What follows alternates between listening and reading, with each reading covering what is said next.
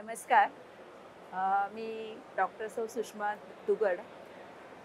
मी छातीरोग तज्ज्ञ म्हणून 40 वर्षापासून काम करते.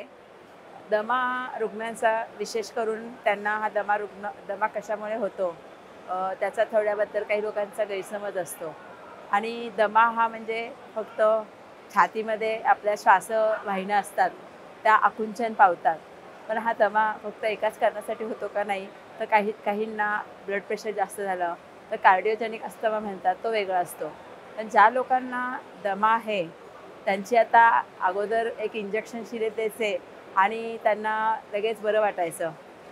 परंतु आता हे दमा डायग्नोसिस म्हणजे निदान करण्याची पद्धत ही बदललेली आहे.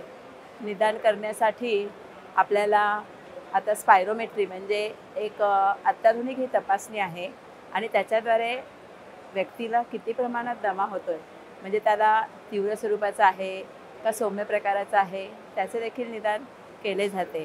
शिवाय हा दम्याचे कारण असण्याची कारणे आपल्याला ॲलर्जी पण असू शकते किंवा वेगळ्या प्रकारचे कारणे, म्हणजे एखाद्या वेळेला जो दीर्घकाळाचा दमा असतो त्याला COPD म्हणतात आणि दमा म्हणजे ब्रॉन्कियल अस्थमा. ते दोन्ही दम्यामध्ये फरक आहे. जो COPD असतो तो युजुअली 50-60 वर्षानंतर व्यक्तीला होतो आणि तो धूम्रपानामुळे जास्त होतो किंवा जे लेडीज अशा चुल्यावरती स्वयंपाक करतात त्यांना तो दमा जास्त होतो. आणि ब्रॉन्कियल अस्थमा असतो तो काही काळाने मध्ये थांबतो सुद्धा. म्हणजे त्याच्यामध्ये दमामध्ये ह्या दोन्ही दम्यामध्ये फरक आहे. पण ह्याची जी औषधं घेतली जातात ती औषधं घेण्याचा आता रूप बदललेला आहे. आपण जे औषध घेतो, अगोदर गोळ्या आणि इंजेक्शन देत होते, पण आता नवीन 10-20 वर्षापासून टेक्निक बदललं आहे आणि त्याच्यामध्ये आपण जिथे आपल्याला श्वासनलिकेला जिथे सूज आलेली आहे तिथेच डायरेक्ट औषध दिलं जातं. म्हणजे जसं आपल्याला समजा हाताला लागलं, पायाला लागलं तर आपण मलम लावतो, त्याप्रमाणे हे औषध पावडरच्या फॉर्ममध्ये किंवा लिक्विड ह्याच्या फॉर्ममध्ये ते डायरेक्ट आपल्या श्वासनलिकेत दिलं जातं आणि त्याचं टेक्निक खूप लोकांना माहीत नाही आहे. आम्ही प्रिस्क्राईब करतो डॉक्टर की तुम्ही 2 वेळेला स्प्रे घ्या, 3 वेळेला स्प्रे घ्या, पण तो कसा घ्यायचा हे खूप लोकांना माहीत नसतं आणि बॉडी स्प्रे प्रमाणे ते औषध घेतात आणि त्यामुळे त्यांना पाहिजे तसा परिणाम त्याचा मिळत नाही. तर सर्वात पहिली गोष्ट तुम्हाला मी सांगते की दमा झाला तर तुम्ही त्याची तपासणी करा. कोणत्या प्रकारचा दमा झाला आहे हे डॉक्टरकडे समजून घ्या.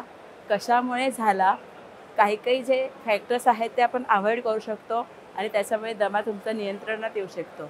दमा हा पूर्णपणे नियंत्रणात येऊ शकतो, परंतु तुम्हाला औषध नियमित घेतलं पाहिजे आणि काही औषध असे असतात की ती जास्त काळ घ्यावी लागतात. नाहीतर अर्धवट ट्रीटमेंट झाली की परत त्याचा ॲक्यूट अटॅक म्हणजे परत एकदा अटॅक येऊ शकतो आणि COPDचा अटॅक हा एक हार्ट अटॅकसारखा आहे आणि COPDमध्ये जर फक्त छातीचाच त्रास होतो असं नाही, आपले बाकीचे सिस्टीमसुद्धा इन्व्हॉल्व होतात. म्हणजे आपल्या हार्टमध्ये देखील त्रास होऊ शकतो, बोनमध्ये होऊ शकतो, बाकीचे आपले मसल्समध्ये होऊ शकतो. त्याच्यामुळे COPD हा एक आपल्या भारतामध्ये तिसरा असा आजार आहे की ज्याच्यामुळे मृत्यूचे प्रमाण हे जास्त वाढते. तर हा सुद्धा एक भयानक असा आजार आहे म्हटलं तरी चालेल आणि ह्याची ट्रीटमेंट जर योग्य घेतली तर पुढचे त्याचे दुष्परिणाम जास्त होणार नाही. तुम्हाला पहिली गोष्ट अशी की त्या कोणत्या प्रकारचा दमा आहे हे समजून घ्या. त्यानंतर कोणती औषधं वापरायची आहे आणि वारंवार डॉक्टरांकडे जाऊन औषधाचं प्रमाण कधी कमी, कधी जास्त देखील करावं लागतं. जर कमी करावं लागतं तर डॉक्टरांना विचारा आणि तुम्ही तुमचं मॉनिटर म्हणजे घरीसुद्धा तुम्ही डायरी करू शकतात. अस्थमामध्ये एक पीक फ्लोमीटर, त्याच्याने तुम्हाला दम जास्त आहे का कमी आहे ते कळतं आणि कधी डॉक्टरांकडे जायचं हे तुम्हाला पीक फ्लोमीटर सांगू शकतं. तर तुम्ही स्वतः तुमचे डॉक्टर बनू शकता. तुम्ही डोसेससुद्धा कमी जास्त करू शकता.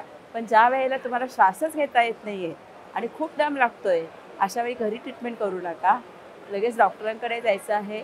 ऑक्सिजन प्रमाण किती आहे हे चेक केलं जातं आणि त्यानंतर तुम्हाला त्याप्रमाणे इंजेक्शन्स किंवा नेब्युलायझेशन किंवा अकॉर्डिंग तुमचं कसा आजार आहे त्याप्रमाणे तुम्हाला मग डॉक्टर ट्रीटमेंट देतील आणि पुढचं मार्गदर्शन करतील.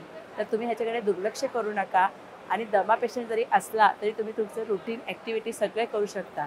तुमच्या हॉबीज तुम्ही सगळ्या करू शकता. म्हणजे तुम्ही स्विमिंग करू शकता, तुम्ही व्यायाम करू शकता, पण डॉक्टरांच्या मार्गदर्शनाखाली. तेव्हा त्याच्या अगोदर कोणतं औषध घ्यायचं हे तुम्ही समजून घ्या आणि दमा आजाराला अजिबात घाबरू नका. पूर्णपणे तुम्ही नॉर्मल लाईफ तुमचं जगू शकता जर तुम्ही दम्याची ट्रीटमेंट व्यवस्थित घेतली तर. आणि ह्या आजाराला अजिबात घाबरू नका. धन्यवाद.